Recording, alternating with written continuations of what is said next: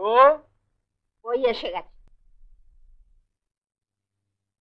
এতক্ষণ কোথায় ছিলে? আমরা সব ভেবে ভেবে সারা।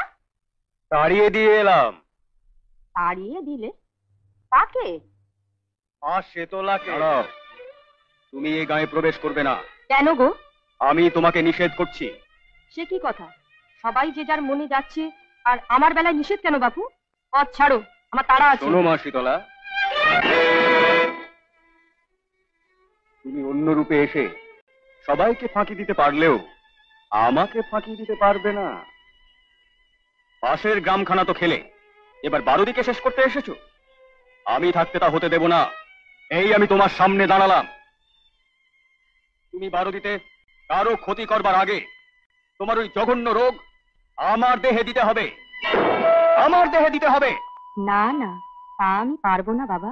তুমি যে লোকনাথ, আমার প্রিয় সন্তান, তুমি, তোমাকে আমি স্পর্শ করতে পারবো না। ছি ছি, তোমার লজ্জা করে না? সবাই তোমাকে মা শীতলা বলে, তুমি তোমার সন্তানদের মেরে বেড়াও। আমি তোমাকে আদেশ করছি, বসন্ত রোগ নিয়ে তুমি এই গ্রাম পরিত্যাগ করো। 12 দিকে আমি বাঁচাবই।